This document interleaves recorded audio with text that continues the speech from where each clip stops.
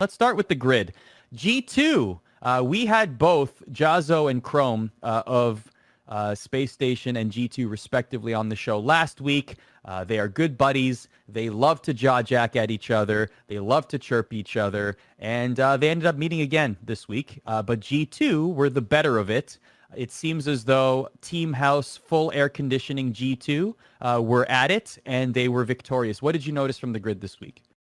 The grid G2, they hit the next level and had just kind of confirmed to all of us that the Team House is a thing, and that they are there to play. I mean, to me, like, Chicago is the X factor of G2. They seem to rise and fall whenever he is doing well or not. And those just come from like the minor things with Chicago. But this weekend and in the grid last week, I just saw nothing but Chicago on point at every single moment. And they were really gelling as a unit. They looked like vintage G2. And that's kind of what we expect out of them week in and week out now.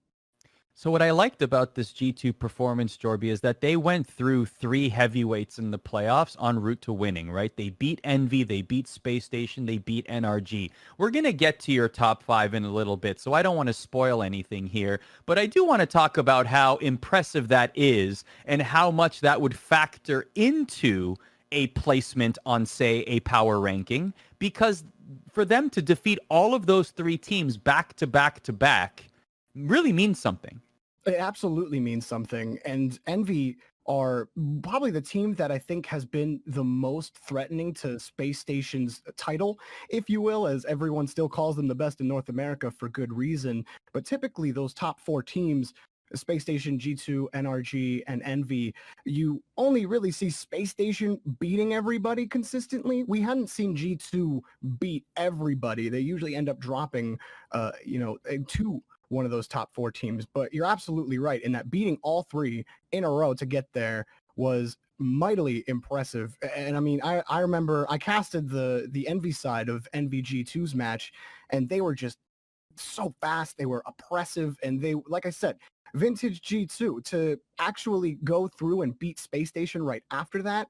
I mean, G2 and Space Station are starting to get to the point where you might argue 1A, 1B with the trades that have been happening lately. So I definitely think you have to give them some credence in a power ranking for that kind of performance. By the way, speaking of G2, JNaps and Rizzo are now the longest standing duo of consecutive days together on one team in Rocket League. 1,300 days and counting. The rule is, of course, that it has to be one American and one Canadian for it to count. So it's just nice for Rizzo and JNaps to further that long-standing tradition. I think Canadian Cloud9 is number 2, correct? And I think that they're also American and Canadian. Yeah, Cloud9 was number 2. And I didn't think that. I thought if anyone was going to beat that long-standing record, it would come from G2 or Space Station. But I don't think that a Canadian is on Space Station, so never mind about that. I didn't. They can't win, and they can't. They're not allowed. The issue there. Okay, yeah. No. Not allowed. Not 2 Americans, not having it. We talked earlier. Yeah, exactly. Yeah. Go ahead. We talked earlier about how Chrome and Jazzo were on the show last week. And we had a lot of fun. We talked about air conditioning. We talked about optimal G2 wind conditions. And it seems as though that's exactly what happened. But just to refresh everybody's memory on the pleasantries that were exchanged between these two esteemed coaches, here's a little reminder. Start with Jazzo. Spit your fire, man. Back your team. G2 going to take the whole thing? What's happening? The regionals are going to end up being SSG versus G2 in one semi and NRG versus Envy in the other. And Envy is going to beat NRG, and then the winner of SSG G2 will beat Envy in the grand finals to take it. And I think it's a toss-up. You know, Jazzo, I think you're going to make it to the finals here. We're just going to absolutely destroy you guys. So have fun. Hopefully you can make it there this time. Have fun dreaming, bud. Have fun dreaming. Let me know when you wake up. I'll be right there for you.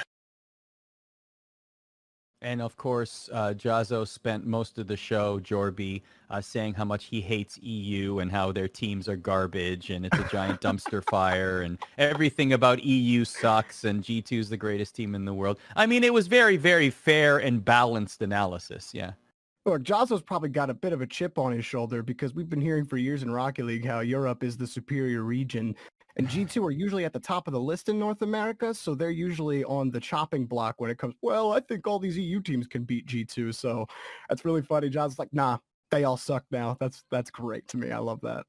Let's move on to the NA Regional. Of course, it kicked off on the 12th, and it will conclude on the 20th. This is the second regional event, and Stage 1 is complete, and there were some upsets in terms of not necessarily in terms of who moved on from Group A. I think a lot of those teams that you saw were expected. Maybe a couple of teams left off the list that maybe you might be surprised by. But really some matches, in particular, Kansas City Pioneers going 3-0, including victories over Space Station and G2. What made them so lethal this past weekend, Jorby? It was the speed. And to be honest with you, Arda, it was beast mode. First of all, to have the gall to name yourself beast mode and then actually have a beast mode, props to you. That's next level. But to me, the unsung hero of the Pioneers was Rapid. Rapid made so many clean touches that allowed the Pioneers to stay aggressive on offense. They wanted to play fast. They wanted to harass you on the goal line. They wanted to play physical. They did all of those things consistently and with success. The one thing I thought was really impressive about their win against Space Station was that Space Station are usually playing how they want to play because they're always the fastest team on the pitch. They're the best at change-ups. They're the best at slowing the play down and then immediately speeding it back up because they have 3 players that are capable of carrying and doing whatever they want with the ball. But the Pioneers didn't give Space Station any space. The key midfield boost, it allows you to just push forward and just constantly harass the goal line and the backboard. And that's what the Pioneers did. They didn't give any angles to Space Station or G2 for that matter. I was so overly impressed with their performance against G2 that I was like, if they look like this next week, then you have to put them in the conversation they might go the distance. But that's part of the difficulty of this regional is you have to be good over multiple weekends. So we'll see. But that was one of the best performances from an underdog team I think we've ever seen. And we've been getting a lot of those good stories, right? I mean, even Alpine, I'm looking at Alpine Esports. They went 3-1 on the weekend. They've had some impressive performances and some impressive results over the last several months, even through the off season at the ESPN Esports Invitational, getting out of groups at that tournament. But when I look at this list, I want to know which teams concern you. Like I see version 1 on the wrong side of the Mendoza line here, not qualifying. I see Omelette, a team that many people were talking up at the start of the season. Which teams are you concerned about when you look at ones that didn't qualify? I'm concerned about version 1, the first one you mentioned. This was supposed to be a team that was contending for the top spots.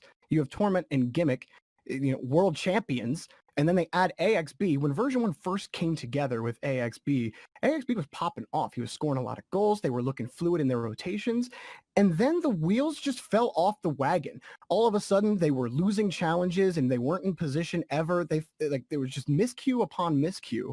I felt like they returned back to form a little bit this past weekend, but obviously not enough because they were able to play up to the higher competition, but then when it came to teams that they should beat, I don't know what is happening with version 1, and I don't know what really the solution is for this team, but I don't think the chemistry is there right now, and maybe it's just a matter of sticking with it. I think there were improvement points for version 1, but this wasn't the expectation. The expectation was that you were going to make stage 2. They have consistently underperformed, and in my opinion, the most disappointing team this season.